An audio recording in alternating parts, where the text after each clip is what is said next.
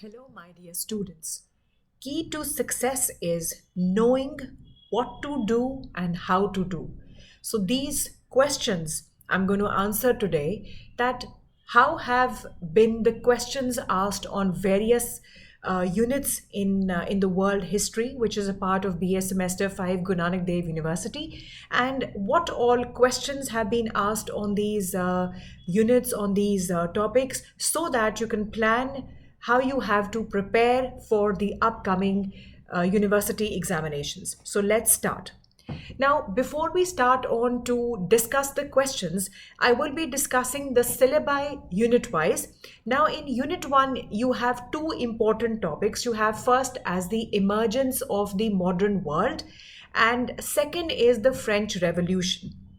Now, in the emergence of modern world, they have the Renaissance and Reformation, causes, effect of the Renaissance in Europe, Martin Luther's Protestantism.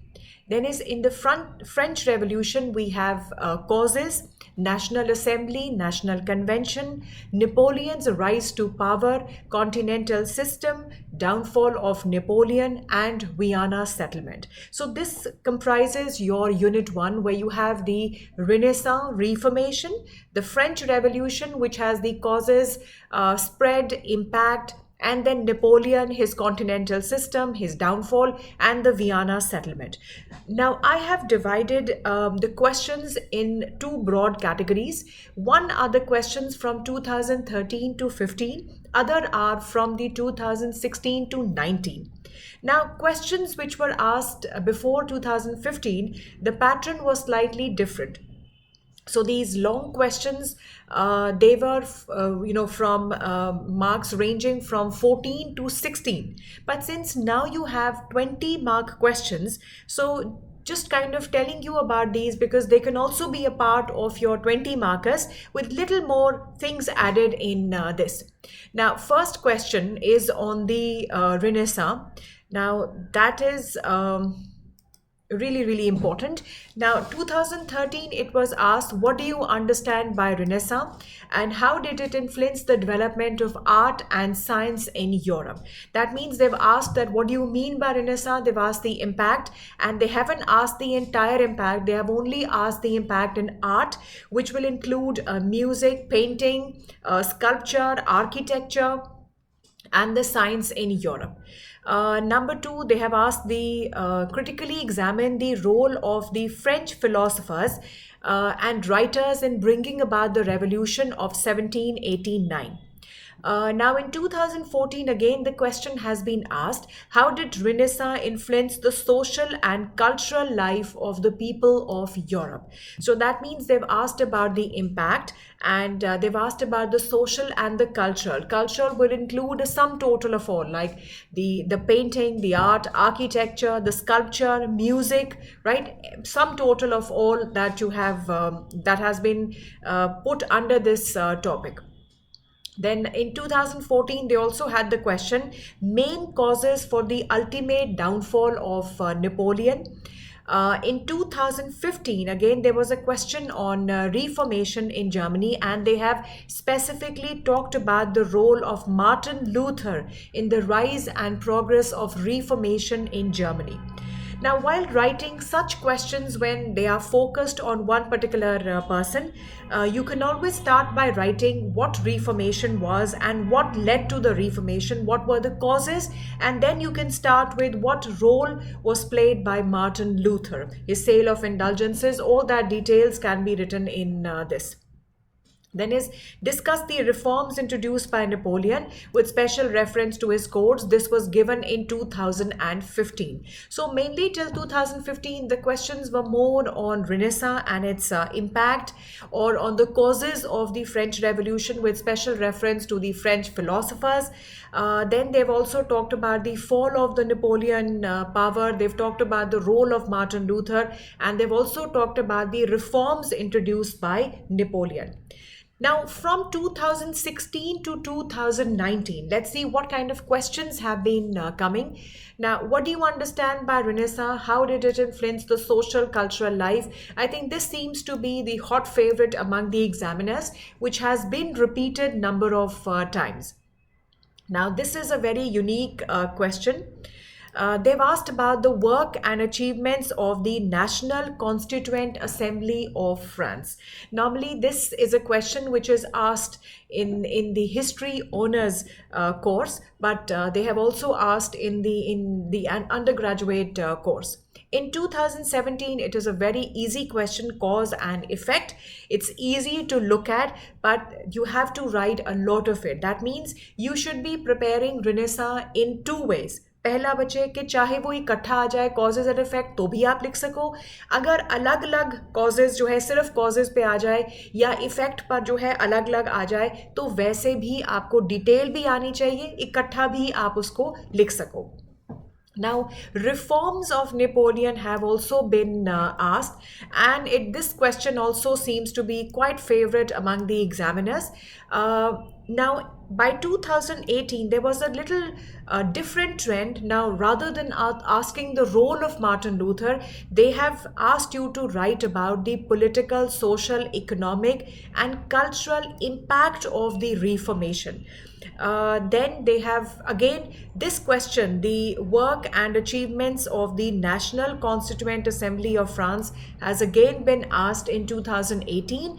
And in 2019, there was a very particular thing they asked: why did Renaissance began in Italy? And discuss the important features of Renaissance, right?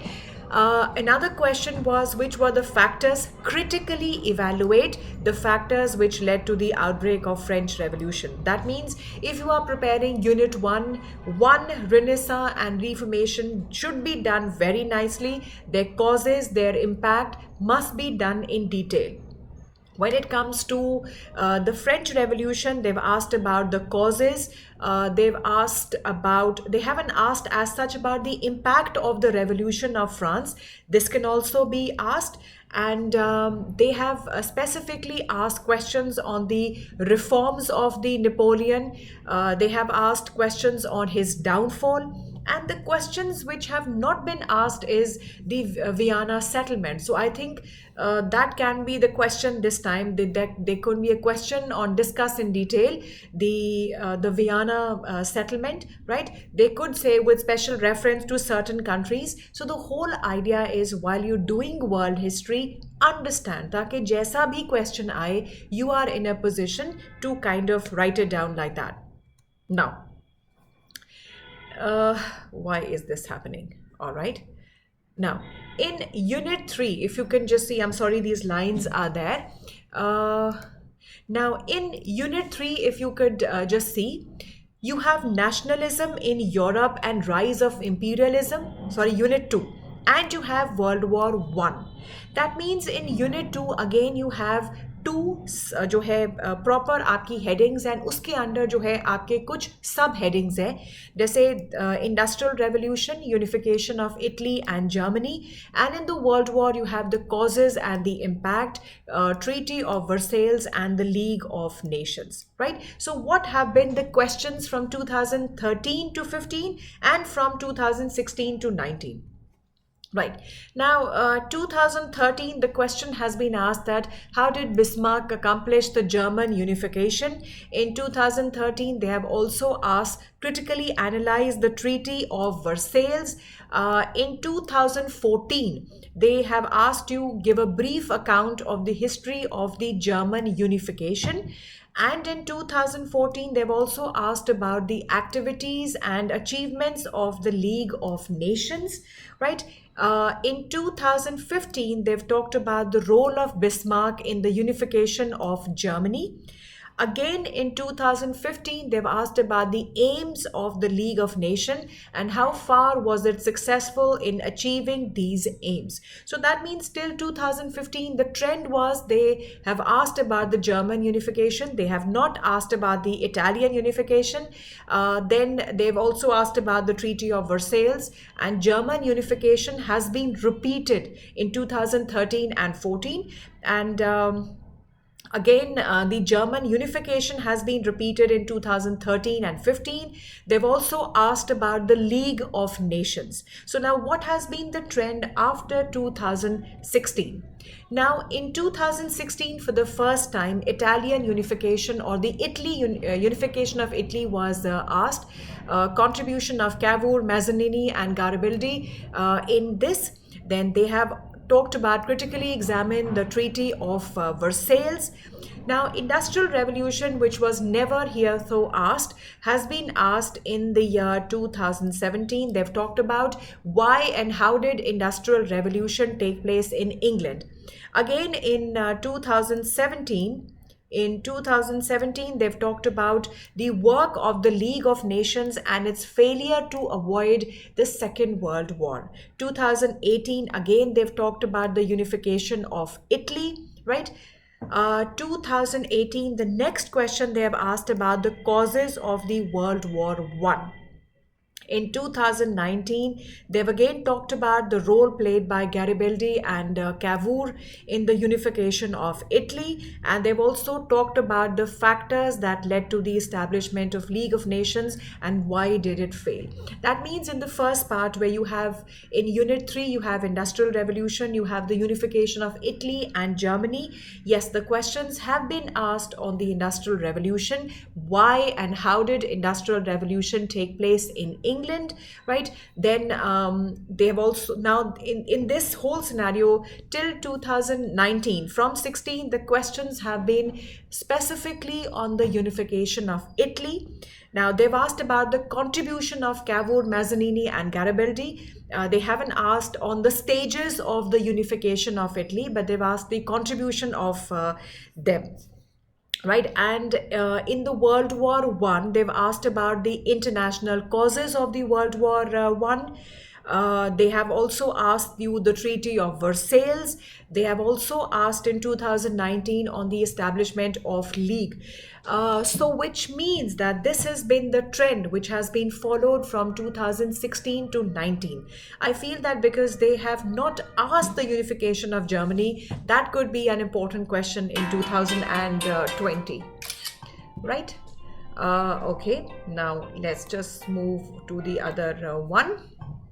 Okay, now in Unit 3, you have Russian Revolution, right? So you have Russian Revolution, then you also have the rise of China and Japan, right? Now in the Russian Revolution, you have the February Revolution, you have the October Revolution, and you have the Lenin's economic policy, right? Rise of Japan, they have the Revolution of 1911, rise of communism in China, that is the Revolution of 1949, opening of Japan, the Meiji Restoration, and the modernization of Japan. So this is the syllabi in Unit 3, Russian Revolution, and the both revolutions, February 1917, October 1917, new economic policy of Lenin, and then rise of China, Japan, the revolution of 1911, 1949, opening up of Japan. Now, you will often come across the war, communism, or the civil war in Russia. No, that is not been not a part of your syllabi. However, when we do the new economic policy, we do read about the war communism, because it was result of the war communism that the Lenin introduced a new economic policy, but that has not been added, right? So from 2013 to 15. Now, if you see from 2013 to 15, there was no question in 13 on the Russian Revolution. In 2014, there was a question on the measures for reconstruction adopted by Lenin. Then in 2014, they have talked about the circumstances leading to the revolution of 1949 in China, with a special reference to the role played by Mao Zedong. Right.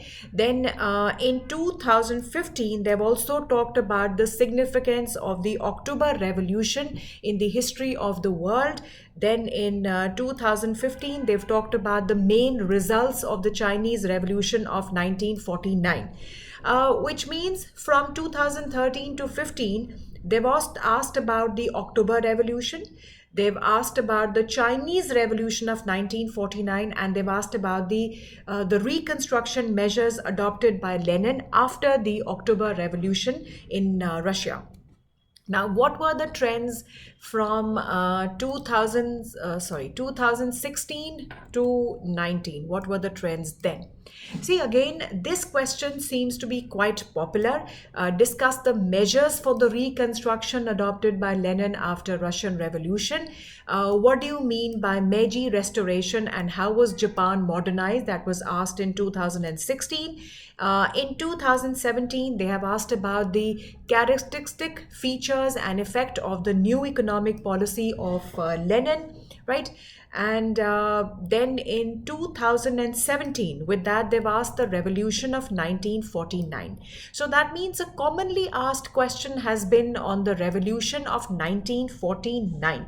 So that seems important, but again, because that has been, kind of repeated so many times, that I feel that this time there might be a question on the Russian Revolution of 1911. And that revolution is much more simpler than the 1949. Now, then in 2018, they have just talked about the Russian Revolution of 1917. They haven't talked about either the February or the October. They've just talked about a general Russian Revolution of 1917. Again, with that, there is a question on the Chinese Revolution of 1949.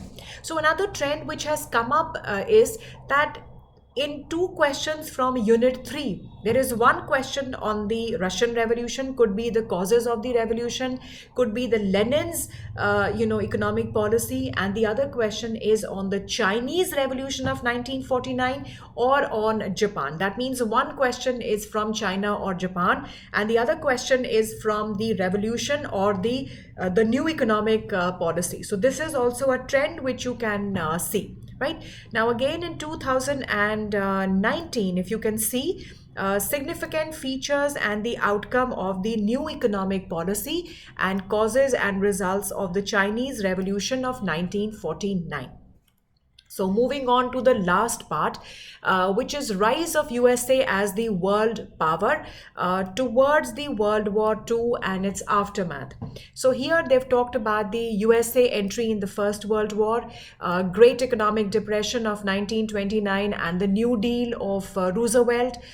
They've talked about the fascism in Italy, Nazism in Germany, then the causes and impact of the World War II, UNO and Cold War. See, they haven't talked about the NAM. NAM is not in your syllabi.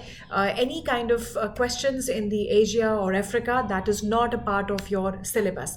So they have, in the Unit 4, they focused on USA as the world power. Why did USA enter in the First World War, and how did USA become as a world power? Because when you read about USA during the First World War, USA followed the policy of isolation. They felt that they will not interfere in the European affair, but how they had to enter the First World War, and how after World War II the scenario completely changed and USA emerged as a world power. Right, and then in the World War II you have fascism and Nazism, and you also have the causes of the World War, what has been the impact of the World War, United Nations organizations and the Cold War. Now, important thing here is that they have not talked about UNO. What they can ask you the principles, they can ask you the achievements. In the Cold War, there are about 5 to 6 phases of Cold War. So you just study Cold War nicely, and the question can be asked. We'll just see what kind of questions have been asked on this. Now, from 2013 to 15, the question was on the domestic policy of Hitler in 2013. 2014, rise of USA as a world power up to 1919. This seems to be like little different. I mean, 1919 तो नहीं world power बना था USA as such, but of course they have given this. So I think यहाँ मुझे लग रहा है शायद ये question में there must be some kind of misprint here, but of course then only few points can be written in this. Then is rise of Nazism in Germany under the leadership of Hitler, and what were the factors responsible for its success. So I think from 2013 to 15, Hitler seemed to be quite popular with them. And part two, they've talked about the Wilson 14 points, the importance of the Wilson 14 points. And again, in 2015, they talk about critically evaluate the foreign policy of Hitler. That means, see, one topic is the rise of USA, the other is the fascism, Nazism, and the World War II UNO Cold War. So one aspect, USA as the world power, has frequently been asked, and the other, they kind of toss between the Nazism or fascism, or between the UNO and the Cold War. But till 2015, they have asked questions on Hitler or Nazism, Woodrow Wilson's 14 points, and again the rise of USA as a world power. Right now, what has been the trend from 2016 to 2019? Now, various phases in the emergence of USA as a world power. Then again, the result of the World War II, the causes and the result. Now 2017, again the first question is the role of USA in the Second World War and its emergence as the world power. Then the other is how United Nations came into being. Now they've only asked its aims and principles, right? But again, what they can ask on United Nations is they can ask about the various organizations. They can ask about the achievements of the United Nations. Now in this, I would also like to add a little bit here that whenever you're doing world history, try to connect it with the present as well. Now talk about what recently United Nations has done, when the achievements in the recent years, and you can have your heading like that United Nations achievements in the recent years. So you can talk about the last 10 years, what they have done in the world as such. Right now in 2018, again USA as the world power, they've also asked the 14 points. That means they've combined two questions. They've asked why did USA enter the First World War, and the 14 points laid down by the Woodrow Wilson. And the second is the what do you understand by the Cold War, and critically examine its impact on the international affairs. International affairs, you can talk about the Korean crisis, about the Indochina or the Vietnam war. You can talk about the Cuba crisis. So this means that when you are reading Cold War, understand it, and then it becomes very easy for you to answer any question. But normally it's just asked a very simple question like, what do you understand by Cold War, and various phases of the Cold War, or write a detailed note on the Cold War. Questions like this can also come. Now, till 2015, lots of questions were asked on Hitler, but in 2019, the question was asked on the foreign policy of Mussolini, and how did it influence the position of Italy in the international affair. 2019 question was also asked on the results of the World War II.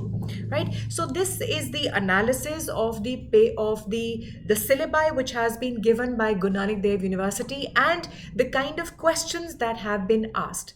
Right. So I hope this will help you to prepare accordingly for the upcoming exams. And the most important thing in history is that world history becomes tough because we try to learn it question wise. Please try to understand the topic, and when your understanding will be complete, no matter what kind of question will come, you'll be able to mold your answer to fit the requirements of that particular question.